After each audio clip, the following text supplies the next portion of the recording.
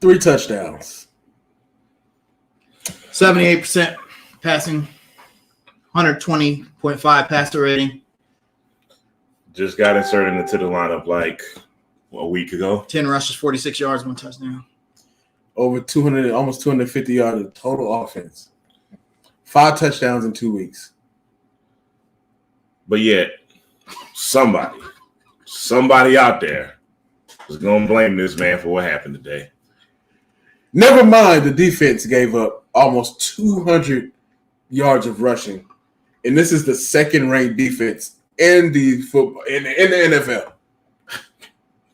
But look, it's Cam Newton's fault. He didn't he didn't block properly. He didn't block properly on that last drop back, and so he couldn't get the ball off. So that's his fault. Hello, everyone. Showboat too much. Welcome to this latest installment of Under Construction. I am Jamal, the Angry Black Fan. I'm Rodney. Kaiser. We are, what is the word I'm looking for today? Bewildered, befuddled. That's kind of where I'm at right now. I'm actually hurt because I spent money. This is like my first time. This is my first time. My first game in like 3-4 years. Wow. In person. Yeah. And I kind of figure out why I don't like going in person. Are you bad luck? No. Look, I get what you're saying. So each time I went, we won. Yeah.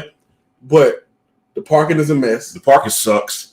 And then there's a line. That line to get in. The line to get in sucks. And you got fans of other teams that annoy especially Washington, where there's a lot of them here. A lot of them here.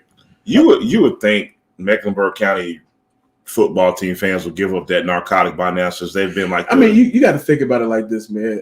Up until about '94, we were their territory. The whole Carolinas were their territory. Yeah, but they sucked for so long, man. I would kind of jump ship after a while. They got Super Bowls in the '90s, bro. Yeah, that was a long time ago. But I get it, man. I'm just blowing off steam. Don't mind me. Let's get back to business, fellas. Oh man, man, Dante Jackson just gave up another big pass. Dante Jackson just got burnt again. Did you see it? I burnt Dante Jackson. I got a torn knee, and I just burnt Dante Jackson. Guys, man, what was up with Dante today, man? Who? You know what's funny? When we were last night, by the way, thanks to everyone that came out to Jackie Boy's Bar and Grill. Thank you. Hornets watch party. We had a blast. It was great meeting some of y'all. But somebody was saying how much they didn't like Dante Jackson. Remember that? Yeah. And I was saying, no, when he's healthy, he's good. And they were like, nah, he's trash. Well, I agree with that person now. When the other team targets you that many much times. Yes. But you know what? That's not Dante Jackson's fault. So Dante Jackson it was a quote released from Darren Gant. Dante Jackson's on the struggles here. It sucks. We play so well on the road, and when we're at home, we just don't bring that same fire. They're 2-4 at home this season. Do you see why I just said bewildered and befuddled? So that's a very befuddling statement. Here's the thing. Let's say that you are the defensive coordinator for the Carolina Panthers. Oh, he needs and you see that the other team is targeting one of your cornerbacks. The same guy. Every play. They only do that. They did not throw Stephon Gilmore's way. They stayed far away. You notice you didn't hear Stephon Gilmore's name. Except for he made a great tackle play at the end to force him out of bounds. Right. What would you do as a defensive coordinator? You just going to let them keep doing that? I kept waiting for the adjustment, and it never came. We kept running man coverage, and then they just... So can I ask you guys a question? 3rd and 22. What did you see? A prevent defense. You know, I saw college shit. That's what I saw. He said it. I didn't. Yeah. I mean, you don't just rush 3 against Taylor Heineke on 3rd and 21. It's almost a rule. I feel like that 3rd and long, 3rd and you go and dumb long. Yes. Quarterback. You force him to make the hot read short. And then your guys move up to make the tackle, and then that's how you force 4th down. Right. Not drop 8 dudes in coverage in a zone and then let him find the hole, which is what he did. Now it's 4th and 3, You know another interesting part about that play was not only did they run the prevent, they were running robber. They had a safety in the middle of the field. Yes. What are you doing? What are you doing? Well, I think the thought was that, okay, we're just gonna protect the line of game. Okay, that's what we're gonna do. We're gonna put all the guys there, and yes, you can have anything underneath that.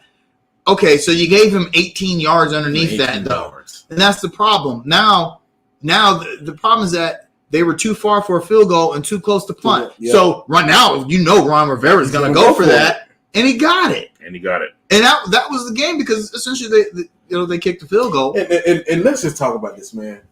Washington probably could have scored more today, especially their fumble in the red zone. Yes, yeah, mm-hmm. Yep. It's disappointing. Taylor Heineke's quarterback rating today was a 141.3. He was 16 to 22 for 206 yards. He was looking like Houdini out there, Lamar Jackson Jr. out there ducking tackles and making these plays, man. It was just kind of frustrating. We would get them in these third down situations and we give a first down. Riverboat Ron was riverboating today. Yes. I think it's the tale of two trenches today. I think we got our ass kicked in the trenches today. The football team, now, I mean, they gave a few sacks, but overall, I think they protected Heineke pretty well. They allowed Heineke to kind of run around free and, kind of be creative, which is a side of Taylor Heineke I've never saw here before, but that's another story. But the guy looked like Brett Favre today. That's the Charlotte curse. It's I swear to God. You trash here. You go somewhere else and you get great. It's that black cat, man. You go somewhere else and you just turn into another guy. And he looked like it today. But, man, credit to him, man. He played great today. It's like the Panthers rejects go other places. Like Marty Herney is in Washington. Ron Rivera. Look at the Bills. The Bills are like, even though they got the behind whoop today. They got killed today. But they're like a top contender with a whole bunch of Panther rejects. And it's just like, we had all this talent in the house, and then everybody just Brandon Bean gone. I don't know, man. It's a weird thing. But back to football stuff, man. Somebody has to let me know exactly what the game plan was. What was it? Did we have one today? It wasn't to stop the run because if it was, it didn't work. Scott Turner is the Washington football team offense coordinator, Norv Turner's son. Yeah. He was also the quarterbacks coach here in Carolina. Knows some of that personnel. Yes, he knows the personnel, knows the defensive personnel very well. Norv Turner is actually a great offensive coordinator. I felt like even in his time here, he did a pretty good job. Yeah. The Hornets, the Panthers were a top 10 offense during his time here. And so you put him up against Phil Snow, this is what you get. I felt like it wasn't so much that, Dante Jackson didn't have the greatest game, but his coaches didn't help him out. Exactly. Right. The coaches put him in bad positions, bad positions. There was one of the fourth downs that Washington converted. One of the 18 fourth downs he converted today. That's the one he came across the middle. I mean, there's nobody there. What are you doing? 28 got confused. Keith Taylor got confused. Yep. He went outside and then he caught it late. And then he made the tackle. What a good coach does is you see that their stats on one side of the field. They have trips on one side of the field. You're in man coverage. Your defense looks confused. What do? Call a damn timeout. Adjust. That is a critical fourth down. We only call timeouts when we don't know if we want to punt or go for it on fourth down late in the game when we might need a timeout. I noticed towards the late part of the game where Shaq Thompson was a little more animated and they start talking and communicating. And I was thinking to myself, where the hell was that in the first half? It's too late for that now. And that kind of play kind of describes what was going on with our defense today. That drive to end the first half really was like it foreshadowed the rest of the game. Right, exactly. I felt like the Panthers were out there lost on defense. Yes. They just didn't have an answer to stop First of all, they couldn't stop the run. They gave up 190 yards today. That's unacceptable. That's actually been the Achilles heel. Right. So, Dallas exposed that. Dallas said, "Hey, okay, you can run against the Panthers. Right. You might not be able to pass well against them." And to be fair, Taylor Heineke only had 206 yards. He was just very efficient. He took what the defense gave him, but Washington won because they ran the ball down our throats. Right. Oh, Danny said, "Hey, but aren't they still in the basement?" He didn't say, "Hey, Thursday night," though. Yeah. So yeah. Enjoy that 25-0 drubbing you took. 68-3 over 2 games. Yeah. Okay, we're gonna move on. Move on. Hey guys, real quick. Dante Jackson had a bad game, but he wasn't the only one. Mr. Jermaine Carter also had an awful game today too. I can't. I lost count how many times he chose the wrong gap on run plays. Let's be honest here. Ron Rivera, 2-time coach of the year, so far a career winning percentage of over 500. He knows what he's doing, man. Knows what he's doing. He knows what he's doing. Jack Del Rio, defensive coordinator, knows what he's doing. He's doing. But side note, for the life of me, I will never understand why Jack Del Rio does not have a head coaching job in the NFL. But I just want to get that out there. So you got a capable, very capable head coach, a very capable defense coordinator, and then you got Scott Turner, the son of a great, the great Norv Turner, who's been a quarterbacks coach in the NFL, right? Who was basically groomed to be a coordinator and coach in the future. Right. Our coaching staff was up against it. Today. Yeah. I mean, that's kind of like a little all-star team of coaches. Yeah. And looking at that game today, I thought Washington, they're just devoid of talent. That's really all it is. I felt like that. I mean, you win against Tampa Bay, and then you come into Carolina. Terry McLaurin is a hell. Yeah, and then you just run all over the number 2 defense in the league. Yeah, they've got something there. Right. They figured out what that something is. We still haven't figured out what that something is yet. Because I don't know if we even know what our identity is yet. Even at this point in the season. This has come to me and Kaiser talked about. On that 4th down play to end the game, your bread and butter for the past couple of weeks has been the run game. Right. I'm not dropping back to throw the ball. Nope. I'm glad you said that because I'm sitting here thinking to myself, you have QB1 now. You have Chris McCaffrey now. Look. By the way, for all Washington did, they weren't able to stop either of those guys on the ground. But yet, Chris McCaffrey averaged 6 yards a carry today. But yet, he only had like what? 10 yards. 10 carries? But you just drop back. What I'm saying is you don't come up with anything a little more creative with those 2 weapons you have. Well, I think they felt like the option route was hard to stop, and it was. It was because I mean no one can guard McCaffrey, but it's just that any other time 9 times out of 10 McCaffrey gets that first down, and football is a game of inches. And I think the Panthers felt like we're going to go with something we know works because if we run, I think maybe they thought Washington may be expecting that. There may be a time where they say, okay, we're going to hit Cam Newton no matter whether he keeps the ball or not. And Cam Newton I think they felt like. This is my thing. You can expect it, but you got to stop it. Yeah, no, yeah. Like until you show me that you can stop it effectively, I'm going to continue to run it. There's no reason why Christian McCaffrey should have been ran 10 times. Only ran 10 times. Yeah, it's not like we were only 3 times in the second half. Yeah, it's not like we were down by. I don't want Cam Newton ran 10 times either. No, yeah. Now some of those was Cam doing Cam stuff. The zone reads. There were a few times where he kept it where I was like, ooh, he should have let McCaffrey get that because McCaffrey would hit the hole, but he wouldn't have the ball.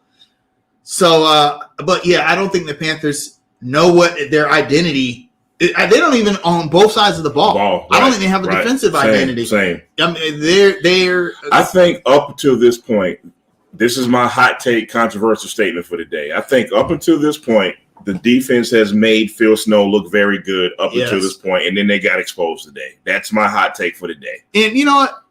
It's hard not to look good when you got Brian Burns, Hassan Reddick, Derek Brown, Jeremy Shaq Chin Thompson, was all over the place. Jeremy Chin, Stephon Gilmore, C.J. Henderson. I'm gonna say this. That's a lot of talent, man. I'm gonna say this. That talent wasn't winning any one-on-one matchups early. Brian Burns didn't show up to the 4th. Hassan Reddick didn't get a sack to the 4th. They didn't win those matchups. That's true. But the thing is, it's actually I'm not going to say easy to neutralize a good front four, but a good coaching staff will do a lot to mitigate that pressure. Taylor Heineke was not holding on to the ball a lot. Notice how they were doing a lot of zone floods to set up these bootlegs and sweeps to mitigate that pressure. You know, the pressure was there, but I think Washington did a good job of saying, okay, you're going to get into our backfield, but by then the ball's going to be gone. So there was a few shows ago, I made a point, and again, there was just this kind of mention out there in the internet, just talking about how all wide receivers may not have the best routes. Maybe they're not running the best routes.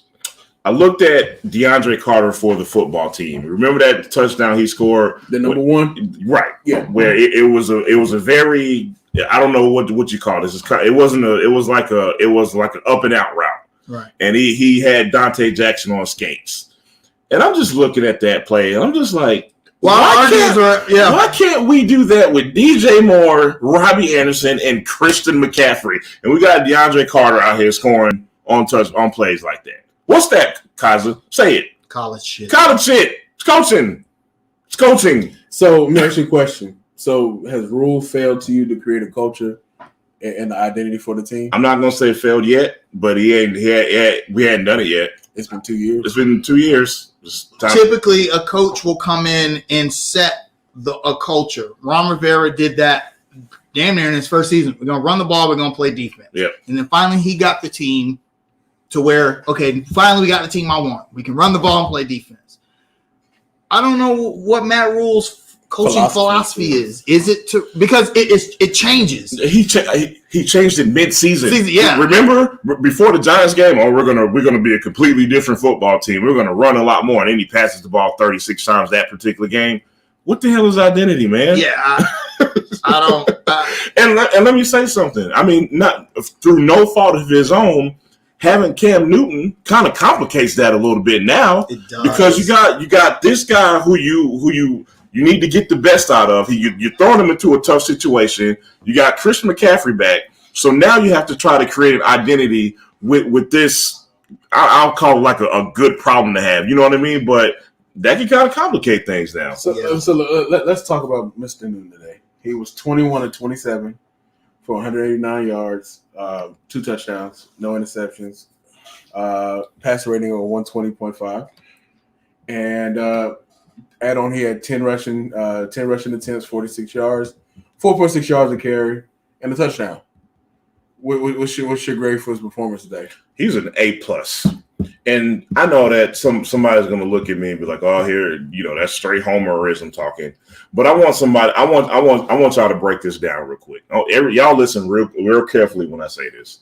What other quarterback do you know that will be thrown into a system not even 2 weeks? Cam Newton ain't been on this team 2.5 weeks yet. Okay, has to learn the playbook, has to learn all the plays, brand new system. Gets thrown into the starting position and performs like that. Name me one quarterback who you think would have done the same thing. Yeah, I'll leave it at that. I can't figure. What else did anybody, if anyone out there who is hating on Cam for this loss, what else did you expect from him? First of all, threw 78% passing percentage. He's not accurate. Yeah. Remember, this is a guy who everyone cried for 8 years about how not accurate he was. He comes in and goes 21 for 27. Yeah, 3 touchdowns, 2 through the air, 1 on the ground, 1 on a absolutely gorgeous throw to Christian McCaffrey for a touchdown. And this might be the most important thing Cam Newton did is that he made the offensive line look serviceable. Right. Now, he did get sacked. Until he couldn't anymore. Until on that last play. But for the most part, his jersey was fairly clean. I don't know what else you want out of Cam Newton. I said this in the Panthers group game thread. Mm-hmm. We lose this game by 40 if Sam Darnold's playing. We lose by 13 if PJ Walker's playing. Pretty much. With Cam Newton, we had a chance to win. I cannot put this loss on him in any fashion. The only thing is that they did not capitalize on that fumble. Right. Yeah. You score after that. Now, granted, that's deep in your own territory. You cover it. he's got to hit McCaffrey on that slant on third down. Right. It was a little, but that's a timing thing. Yeah. I mean, it's only a second week in the offense. You would cut him some slack on that. I felt like the rest of his performance was solid. Gotcha. So let me ask you guys a question. So Jamal, what did you think? I didn't get your No, I said that was my thing. Like, who else would perform like that? Nobody in that situation. But as far as that, it's stop it. but to analyze the performance, man. I mean, dude, 21 for 27. We're nitpicking about a slightly inaccurate throw to that was like McCaffrey. 2 inches in front of That was 2 inches in front of him. Yeah. Like that's my analysis. We're nitpicking the negative Cam Newton done after all the things I just said. So A+ performance in my opinion, man. Gotcha. Let me ask you a question. What about the performance of the fans? He put the challenge out there.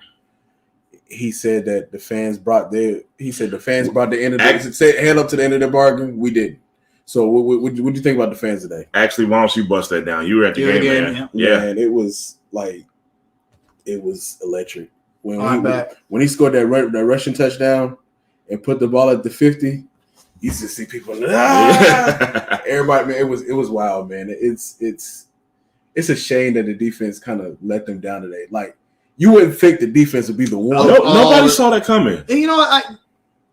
I felt like the offense set the tone. Yeah. Right.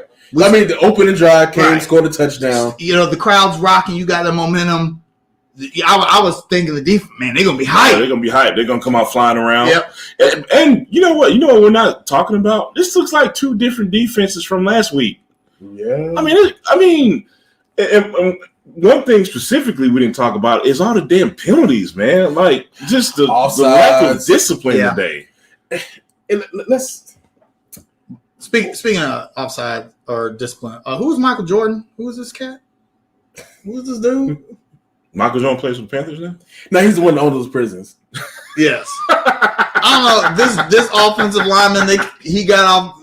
If you're an O lineman and they call on your name, it's a bad you messing up. If I don't hear your name, you had a good day. Yes, and they call his name about 3 or 4 times. Like Michael Jordan. They called MJ a lot today. Yes, I was like, hold up, man. For the wrong reason. But you know what? To be fair, like, he actually had been playing pretty well up until this point, and today, I guess, it's like 1 step forward, 2 steps back.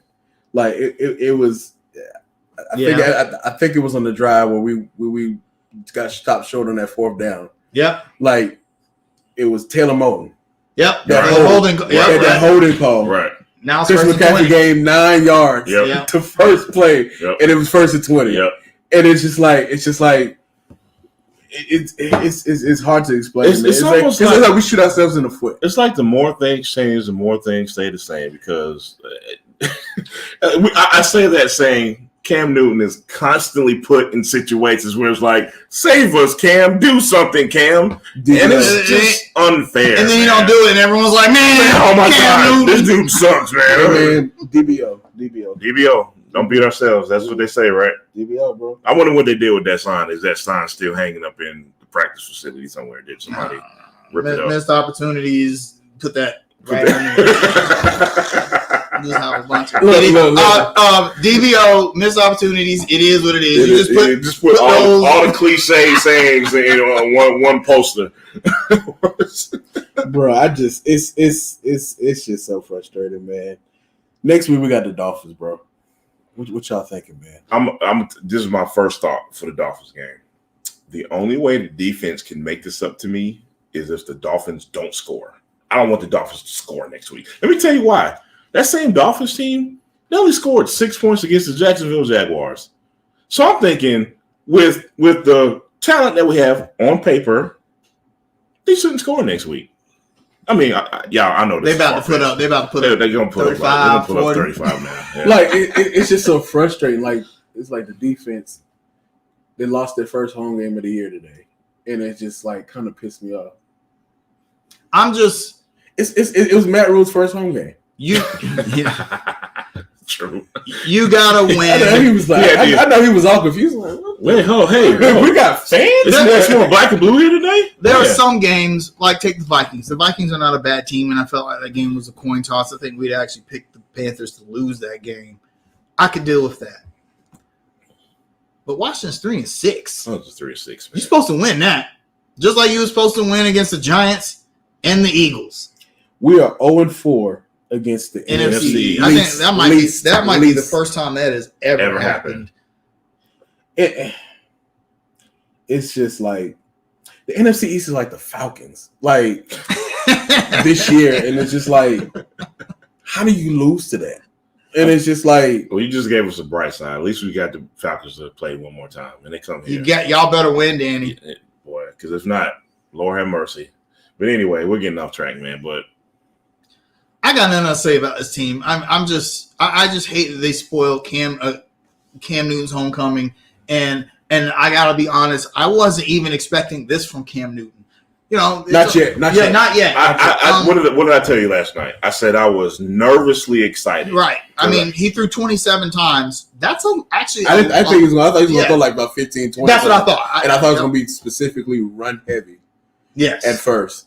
But I think one thing I wanted to see though was them take a little more shots down the field. You stole my point. But I understand that he may not know the playbook fully, but a shot or two ain't gonna hurt. I think that version of Cam is the version that's gone. Playing on a North Turner and Bill Belichick. Look at the Patriots. How often do they ever take a shot down the field? Never. But here's one difference. They don't have Robbie Anderson. Robbie Anderson is supposed to be the deep threat. Yeah, you but know what I mean? I don't. Is he?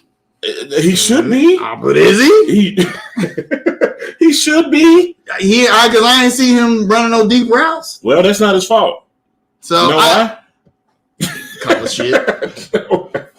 Plus, I don't think Washington was going to give us the time. That's another thing. You go deep. Throw it up for DJ, man. You got to have time to go deep. Yeah, no doubt. And the Panthers don't have that kind of offensive line. Also, I think Cam is this older, more mature version of Cam. He's going to take what the defense gives him.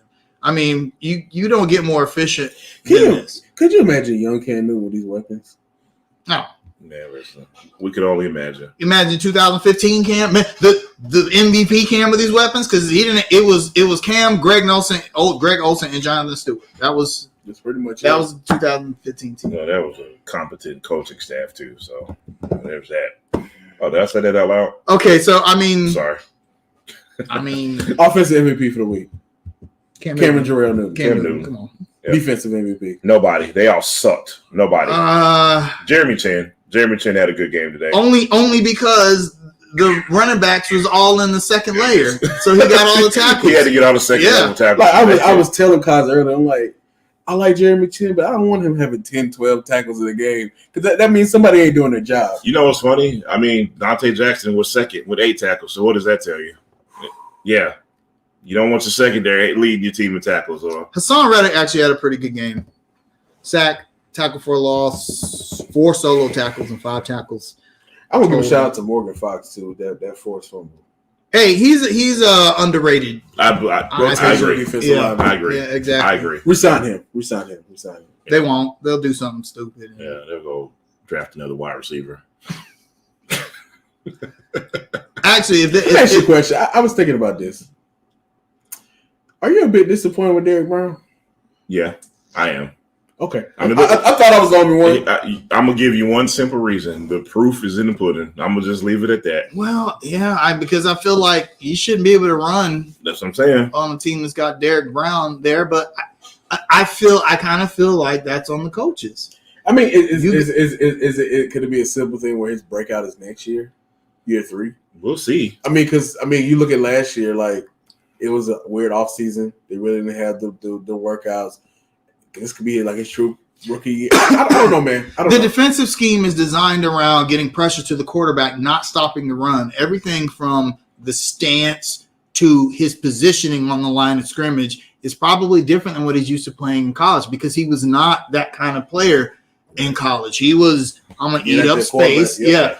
So whereas now, if you notice the way the D-line positions themselves, they are positioned to get at the quarterback, which is why they get gashed up the middle so often. They're just not in the right position for that. I actually agree with Josh, man. He was saying I thought Brown played better last year, his rookie year, than this year. Yeah, that's true. I agree. Isaiah Simmons was there. Isaiah Simmons was there. We all wanted him.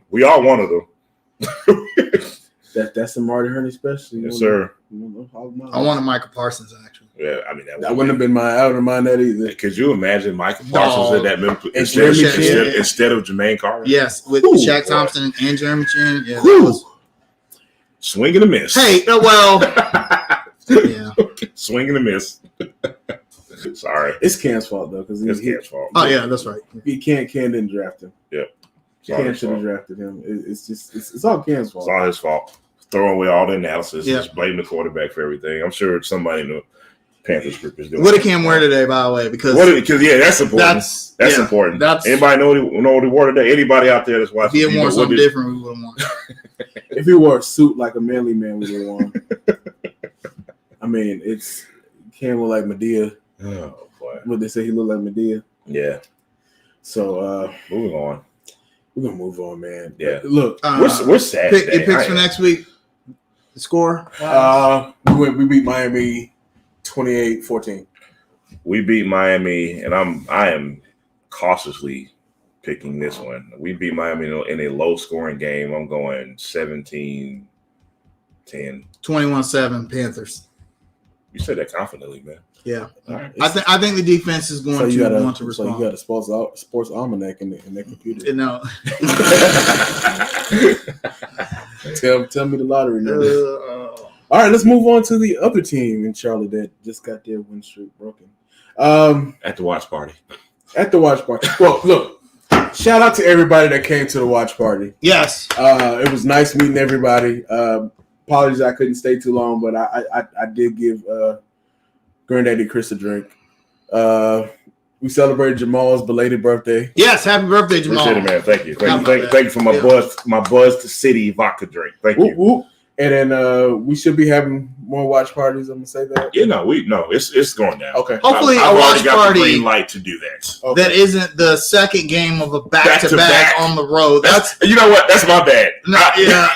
So, but that was a game on NBA TV, so that was a good one to pick. But the fans, this is what when you hear people talk about a schedule loss, this was a schedule loss. Let me tell you why it was a schedule loss. Atlanta was going to come off of 72 hours of rest. Yeah.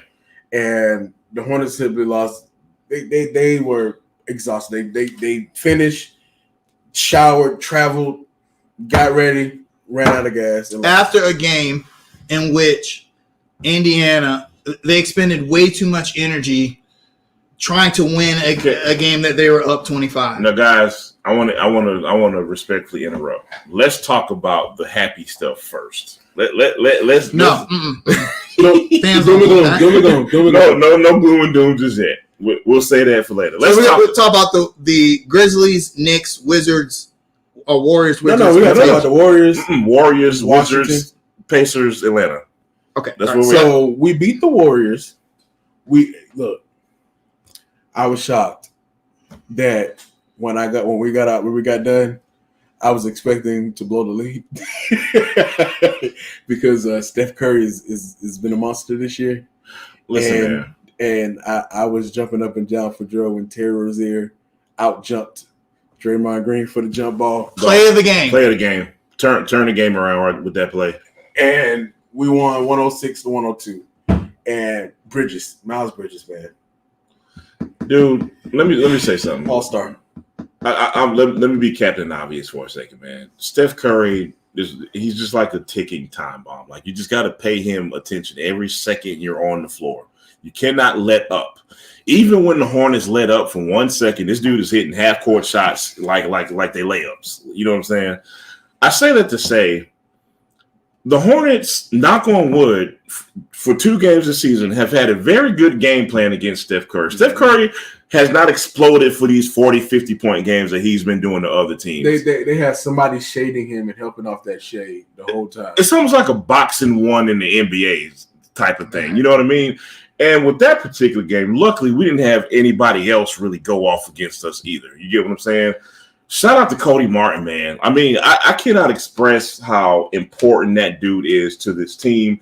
They had him on Steph Curry a lot. You know, as the old saying goes, you can't stop him. You can only hope to contain him. We contained Steph Curry very well that day. So, shout out to Terry Rozier, too, man. Steph was 7 for 22 from the field, 3 of 13 from 3.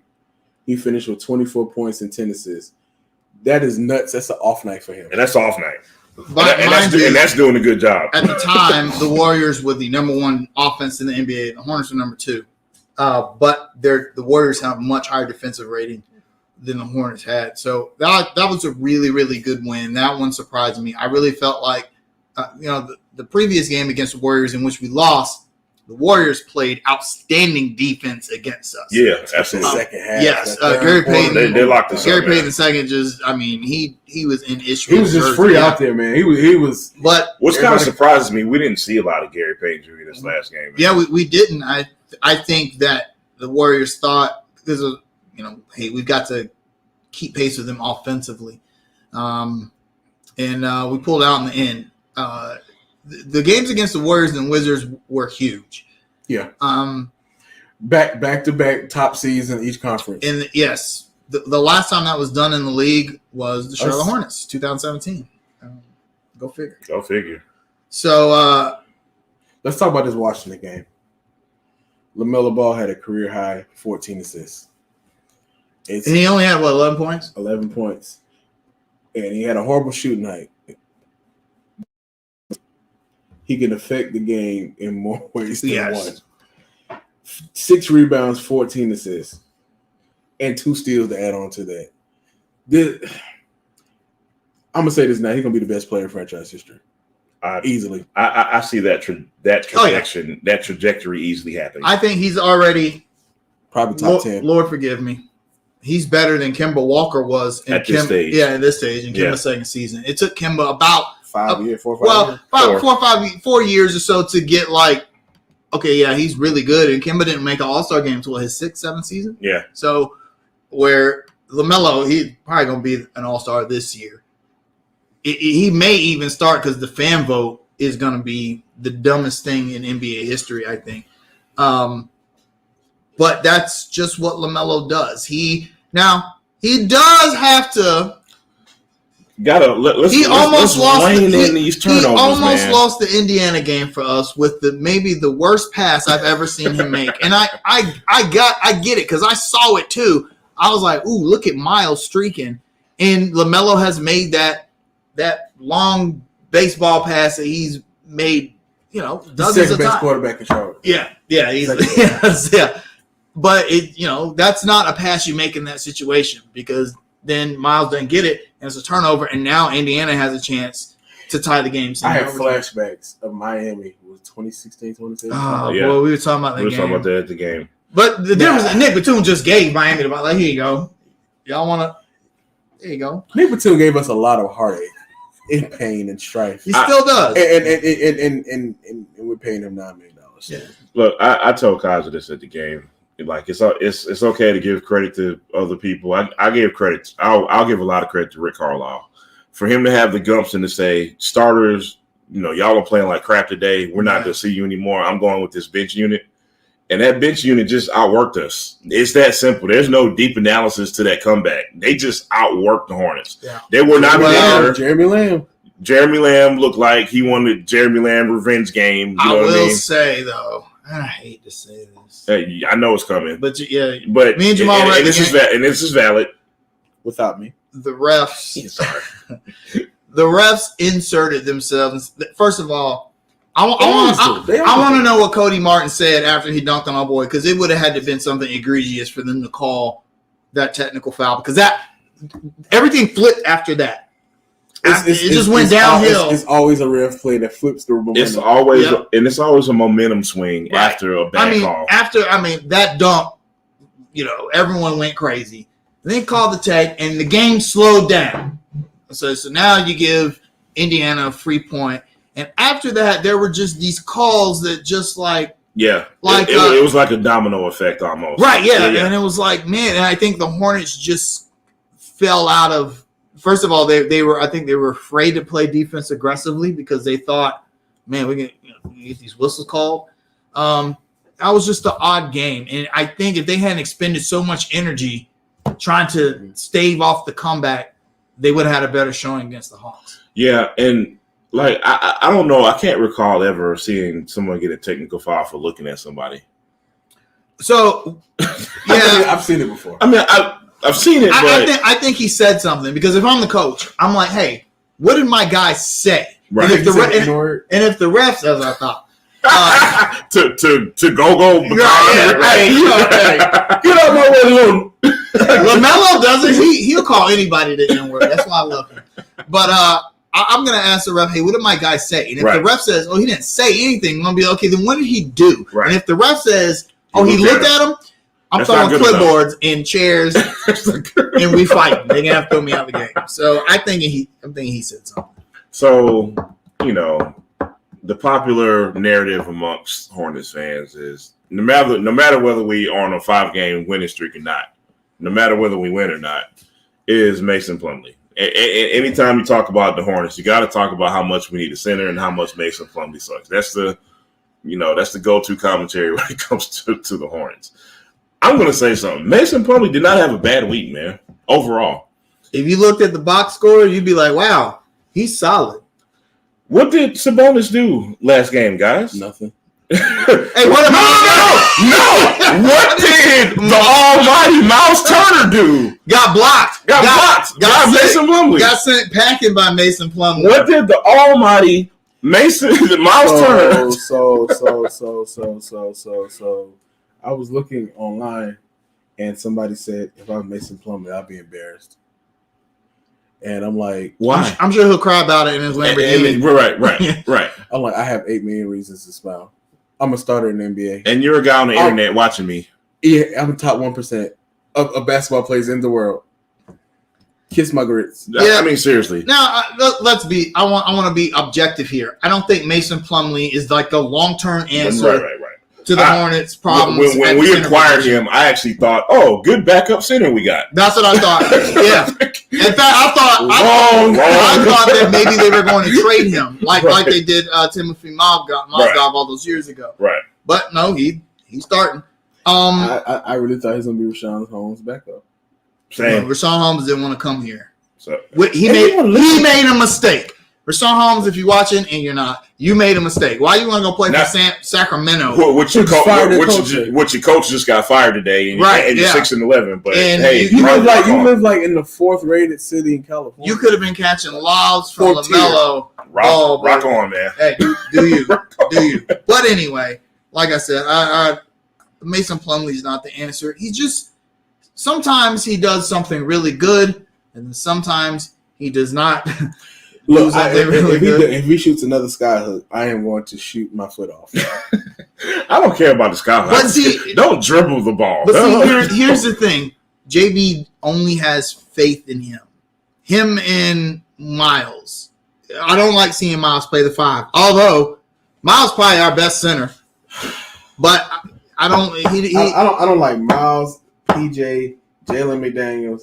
None of them playing the 5. I want the centers playing center. Although small ball worked well for us in the games versus the Warriors and the Wizards. Now with the Warriors, you can get away with it because they play Draymond Green at center a lot, or 6'8" Kevon Looney. Right. But against the Wizards, it worked, and they have a big front court too. I mean, I get it, but Montrezl Harrell's only like 6'7". Yeah. Right. Yeah. Exactly. So guys, I got a question for you. Tell me how important Kelly Oubre Jr. is to this team.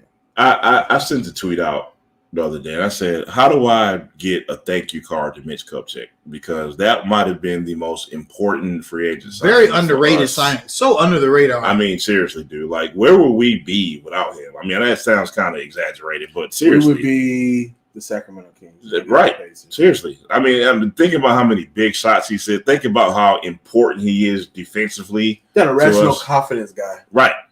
And you need that. Yeah. We had an irrational confidence guy. He just wasn't as good as Kelly Oubre or efficient. You know what I mean? Kelly Oubre was he is the player that we all wanted Malik Monk to be. Schiff, if you're watching, sorry, buddy. It's true. It's true. I mean, it's a true statement. Man, I'm looking at these stats, man. Miles Turner killed, dog. 1 for 5 for 4 points.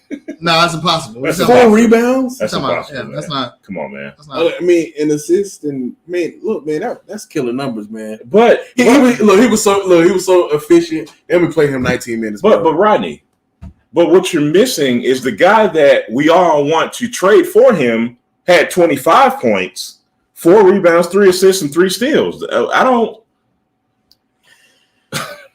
Yeah. So tell me how Gordon Hayward sucks. Well, Kyle, you want to tackle this one? Yeah, first of all, he's not the same color as Terry Rozier. Somebody had to say it, right? It irks me. If his name was Gordon Jenkins? No. Lamario Hayward. Right. He would be like, yo, that brother could be a Paul Pitt. Just efficient as. Okay, all right. His name is Gordon. I do have a small criticism of Gordon Hayward. It's probably the same one I have. Sometimes Shoot the ball more. Shoot the ball more. It was sometimes the ball will get lost in him. Like he'll be in a position, he'll drive too deep in the paint, and then he either has to take a poor shot or a contested shot. Right. That's the only thing. But I don't really. A lot of people were dogging him because he didn't play well last night, but he was 4 for 9. He only shot 9 Shot the times. ball 9 times. And I want him shooting at least 15 times. Same, Yeah, he needs same. to be taking more shots. Same. But I think that he's deferring to the young guys, and I think the young guys kind of want to defer to him, and they've got to find that But balance. here's my thing with that, man. When it comes to the fourth quarter, and we're a young team who makes young bozo mistakes in the fourth quarter sometimes, I want the ball in his hands more. Right. I want him making I decisions. want him and LaMelo making decisions with the ball. Right, exactly. Yeah, I love Cody Martin. I love him this season. But you and I both know he don't need to be handling the ball sometimes. Don't. There was one play, I don't remember which game it was, where Jalen McDaniels brought the ball up court, and LaMelo's like, Hey, man. and Jalen waved him off, and then almost lost the ball. Dude poked the ball, and they almost stole it. And I thought, if I'm JB, I'm like, You getting the hook. Yeah. You get the hook. You out of here, bro. LaMelo Ball said, give him the ball. He's like, what you put me for? We're gonna look at some tape later. Yeah, seriously. We'll look at some Seriously. tape. You see that light skinned dude when he do that, you give him the ball. You give him the ball. You do that. When Terry does that to you, you give him the ball. Yeah. When Miles, Even when Miles does that to you, you give him the ball. With Gordon, especially when Gordon does that to you, you give him the ball expeditiously. the only person, if Mason Plumlee would do this, you look off him. You look for one of the other people and give them the ball. So you know Mason gonna shoot it. One thing I want to talk about with Terry Rozier, this is something I did not like in the Pacers game. You notice when JB put Terry Rozier as the de facto backup point guard that game, the Pacers kind of increased their ball pressure, and it wasn't good. Yeah. We turned the ball over a lot. We didn't get into our offense. He's a combo guard. I don't like him at point guard. I mean, I like him better than Ish. That might That's be why, what but that might be why we saw Ish in the last 2 games. Right. Yeah. I think. I mean, I like Terry more as a threat to stretch the floor. Yeah. Because Ish ain't shooting that 3. Ish Right. got that hitch in the shot. Yeah. Terry's a much better catch and shoot guy than he is creating his own Off the shot bounce. from the perimeter. If he's trying to drive to the paint, in an ISO, then I think he's good there. But I just think he's not the run the offense guy. I think Ish is just better at running a second unit offense. You get what I'm saying? And I think that was a big issue for us when Indiana was coming back on us. Guard that might be available in the future as a good backup point guard. Kemba Walker. Because New York ain't playing him. Don't do that, man. Don't. Boy, I'm sorry, y'all. I'm sorry. It's true, but I'm sorry. Like, wouldn't that be something, y'all? I'm coming home. but I don't want you starting. LaMelo needs to play. Rodney, look, as much as I love, y'all know I'm the number 1 Kemba Walker fanboy, but the truth is the truth, buddy. You know what I mean? It ain't working out in New York with him as a starting point guard. Come on home, back up to the prodigal son. Did Julius Randle trick those guys? he tricked him. He tricked him. Julius Randle and Kemba Walker on the same team. Does that sound like a good But idea? you know, it's weird because on paper, I thought, man, Knicks are going to be good. Kemba Walker, Julius Randle, Mitchell Fournier. Robinson, Evan Fournier, who doesn't get the ball, by the way. RJ Barrett, and Derrick Rose. Yeah. I thought that's going to be a squad to deal with. No, they're not. If this was Kemba from 3-4 years ago, then it'd be different. Yeah. But like I was telling, them knees are kind of shot. No. He used them all up in the first quarter against us last week. He was like, "This is my last shot to." He's a good guy, man. And let's talk about his interview. That he said that if they would have maxed him, if they had maxed him, Yeah. Oh man. Yeah. Mitch made the right choice. Hey, Kimba, if we would have matched you, we would have been 10th, 11th seed. No. Book it. 13, 12. Yeah, man, you're probably right. Yeah. No flexibility to get better. I think all parties involved realized that was the best thing to do. It was. And please stop saying that because you make us look like the bad guys, and we just at first I was kind of hurt, but I understood it, right? Because it didn't work with you. But I think Kemba understands that too. Yeah. I think that's why he's not mad at. He doesn't have a despite him saying that, I think he knew that we could not max him and continue to be competitive. Look, sometimes you got to tell your people the truth. You ain't a max player, bro. Right. Like max players to me are LeBron, Giannis. Well, to be fair though, in today's NBA, it's a lot of guys getting maxed. Probably shouldn't be maxed. And the whole point of being able to max players is to keep guys like Kemba Walker in your city, or a guy that you brought in and developed so that he doesn't leave in free agency to a bigger, But he left. It went to a bigger market. He did, but we got Terry. But he didn't even get max though. He got close to it. He got close to it because we were the only team that could offer him max, but we didn't even want to offer him close to that because Mitch knows what he's doing. He got 7 of them. No, man, that ain't the reason why, man. He did that because Michael Jordan cheat, man. Hey, man, look. I want to make a statement. We just came off a 5-game winning streak. It's all because of LaMelo. JB had nothing to do with it. JB wasn't even there half the game. He has nothing to do with none of this. He's nothing to do like his rotations. Melo subbing everybody in and out. New viewers, that is sarcasm, by the way. But yeah, so JB's not a good coach. I don't know how you can look at this season that the Hornets are having so far and be overly critical of anything except for that they were not solid enough at the 5. Right. The Hornets. And that's not JB's fault. Yeah. JB has come out publicly and said for the last 3 years, hey man, I need a center, Mitch, wink wink. And he has got a center who plays with butter in his hands. And I got a center who's a crash dummy. Right. Yeah. So I need help, James. I need help. So I need help. The Hornets are 10-7. They've proven that they can be 10-8 now. They've proven that they can be competitive with any team in the league. They have wins against the Washington Wizards, the number 1 team in the East, the Golden State Warriors, number 1 team in the West, the Brooklyn Nets, and the New York Knicks. Should have beat LA, but they had to play 2 teams that game. They're the number 1 or number 2 offense. They trade off of Golden State in the league. We said this last week. Never at any point in the history of the Hornets, never, ever have they been the number 1 offense in the league. They lead the league in 3-point shooting.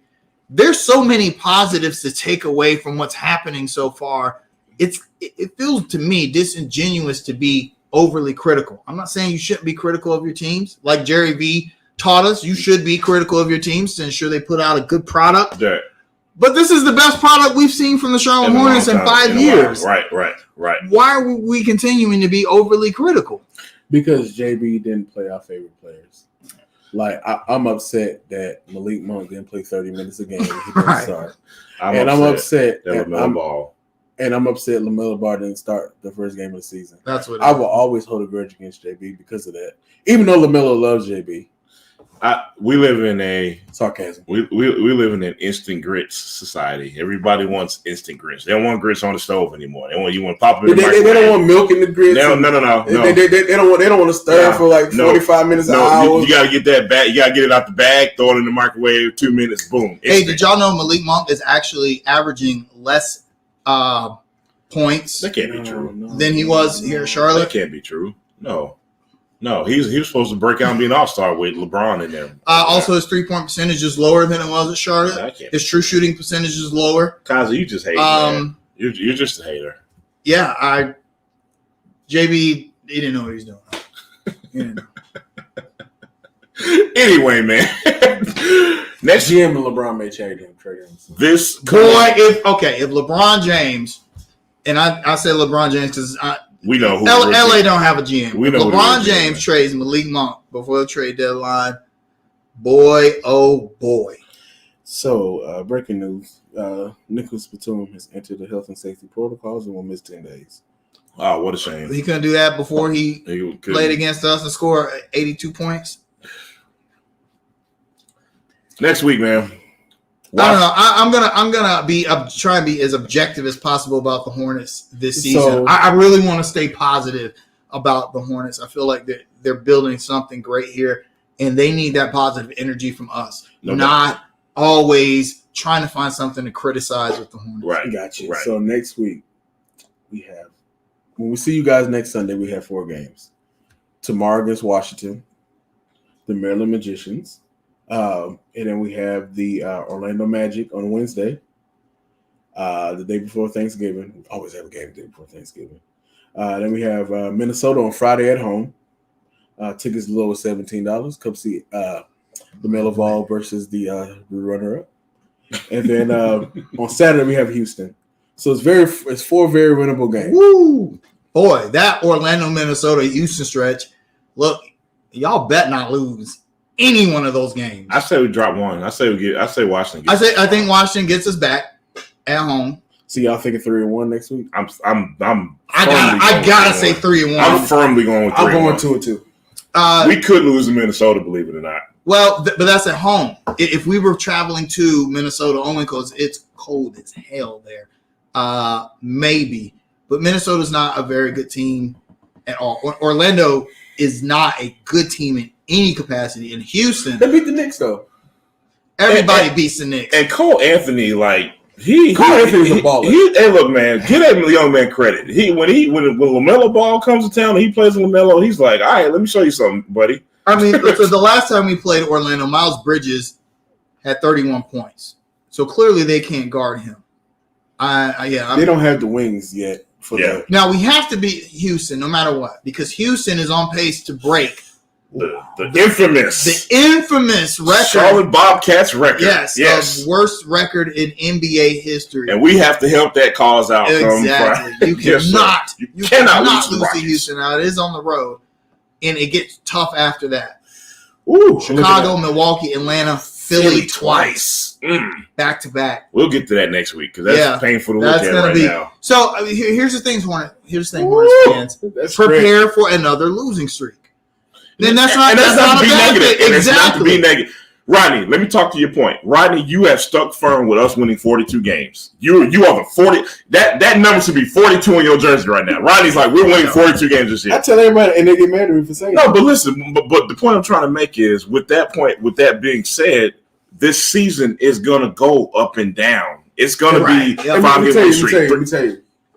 We lost 5 straight. 5 straight, yeah. And then we won 5 straight. Yeah. That's how the season's going to go. It's sticking with the trend. Exactly. So I would expect, we'll talk about this more next week, but expect it to not look good facing Chicago, Milwaukee, Atlanta, and Philly in a row. Ouch. And then having to go on another West Coast road trip after that. It's going to be tough. It is a 6-game road swing. You started Dallas, San Antonio is a winnable game. Portland, Phoenix, which is red hot, 11th hell straight. Utah, Denver. Whoa! And then we're back home against Houston on Houston, Indiana, and then at least we get 4 days rest. So here's what's crazy: the Hornets have the 3rd hardest schedule in the league. I want to backtrack my prediction. I want to go 4-0. You know why? Because we're going to have to go 4-0 next week. Yeah. So I'm not going to talk about Philly.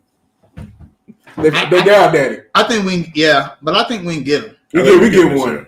I think we'll get them this year. We get one. Yeah. Because they don't have that menace. Yeah. Also, this is the crazy thing. I'm gonna, every Hornets fan has a crazy take, right? Mine is trade for Sabonis. They're not gonna move Sabonis. People in the group think I'm crazy, but they should. They should. No one thought Orlando would move on from Vucevic, right? And they probably held on to him too long. If you think about it, they probably did. And Orlando realized we're not going anywhere. We got one really good player in our team. We could build draft capital. They traded him. Now they got Cole Anthony. They have something to build. It's looking like it's turning out to be a good same move. thing. When your coach benches your entire starting five, that's not good. That's not good. Sabonis only played 18 minutes against the Hornets. He's not. There's no way he can be thinking. Let me tell you why I don't think they're gonna trade him. Carlisle, I think he came there specifically to coach Sabonis too. Let me interrupt real quick. Rick Carlisle is not a rebuild type of coach in this stage in his career. True. You know what I'm saying? But go ahead, Rodney. I don't know. I don't foresee. Indiana to me has never really truly rebuilt.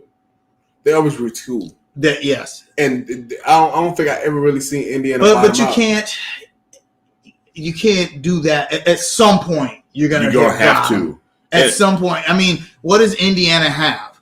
And the thing is, Indiana's kind of been idling and middling in the. They're what the Charlotte Hornets were. They're kind of what we were for a long time. Yes, you know exactly. what I mean? No, I mean they've had. Don't get me wrong, they've had a little more success than we have. They go to the second. No, they've been to the second round, but you get what I'm saying. It's kind of like it's kind of like a road going to nowhere right now. Yeah, for the last two seasons, I mean, so they were in play-in.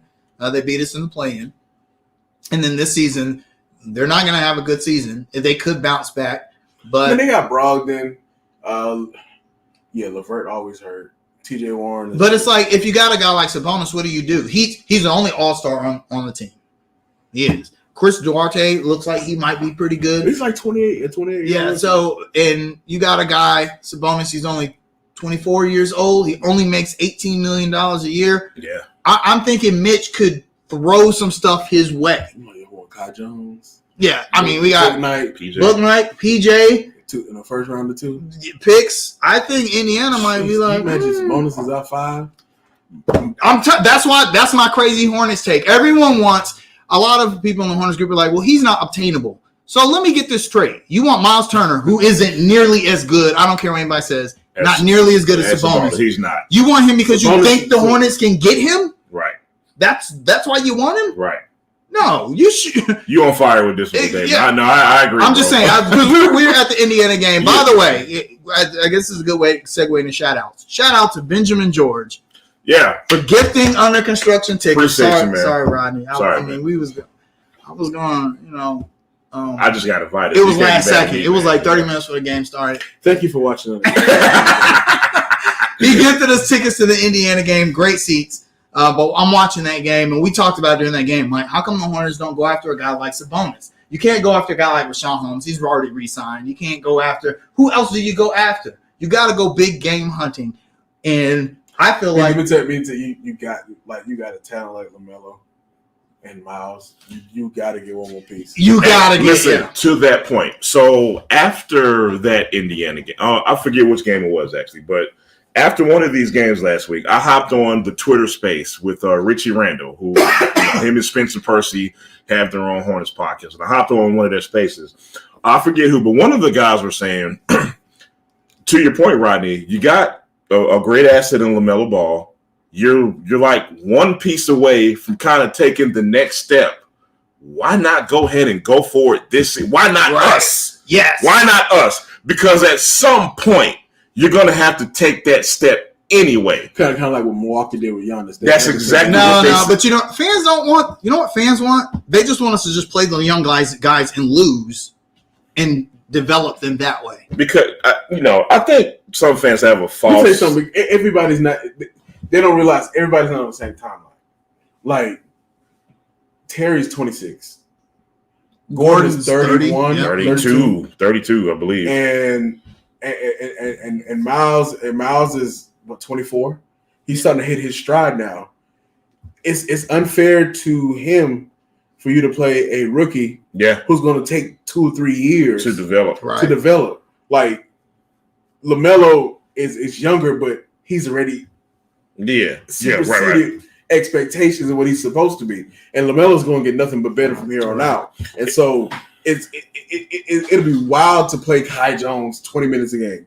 Yeah, if we didn't have other vets on this team, and you could imagine a scenario where LaMelo was playing with a Kai Jones and Book Knight. If we had nobody else on the team, if it was 2 years ago, right? They could all grow together, but we're not a team that's built like that. To your point, so I think Mitch Kupchak said the day he was hired, my job is every day is to make sure do whatever I can to make the team better. Get more talent. Yep.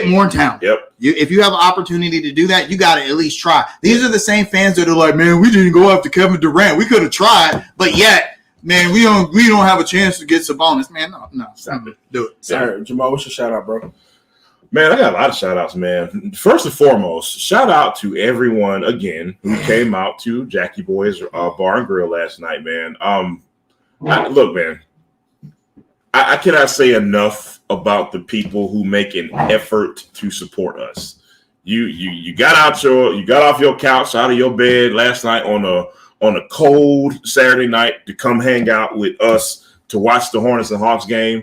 Man, kudos to y'all, man. Special shout out to Alexia Riggins. We partnered up to make this watch party happen, man. Shout out to her staff. Y'all took care of us in a way we can't explain it, man. We are so grateful for y'all. So we had a blast. It was real cool fun, meeting man. A lot of you guys. Really fun meeting Ethan. Really fun meeting you. Swagner, Chris Galloway. Came out, man. It was came out. Yeah, man. JG came out. I'm gonna say this to you now. At the end of the year, I might give you an apology, but not now. You know what I'm talking about. He knows what I'm talking about. So yeah, man, just shout out to everybody involved in that whole process, man. I really shout out to my man Sean Allison, who also helped me plug the event. That's it, bro. Shout out to JG for the flyer, and I think that's all I got today, bro. I want to give a rest in peace to Young Dolph. Yeah. I just hate seeing rappers get murdered. It's a horrible cliche. That whole situation and shooting up the memorial service. That's what is going on? It's pure evil. Ain't no way else to describe it. Like people, it's that street beef stuff, man, and that business is now, I heard, is now permanently closed. A black grown business. He was going out to buy his mom some cookies. For his mother. And so, just RIP to that situation. Over what, man? Some of the street stuff that don't matter. Right. And then being the king of something that you're probably not the king of anyway, because you don't own nothing. About to be king of D Block. Yep. D Block. Cell Block C. Right. And then shout out to everybody that came to the watch party. I couldn't be there long, but everybody that I met was awesome. We'll shout have out to one. Alexia. Yeah. Thank you guys for watching, man. And guys, shout out. Just like I said, Benjamin George for and he said he loves under construction every week. So we got to find a way to pay that forward to you guys. No doubt. We will find a way very, very soon. Trust me on that. So also shout out to Luke Kuechly, who's on his couch somewhere. We need you. Hey, come back. Look, man. Hey, look. Hey, listen, Luke. Kimber's a backup. Let's make it happen. Just bring them all back. Bring the whole band back, man. Yeah. Y'all have a good week. Take care of each other. Have a good week, man. Peace out, y'all. Red man, I'm coming to see you. The defense will let Luke down on his welcome back. No, yeah.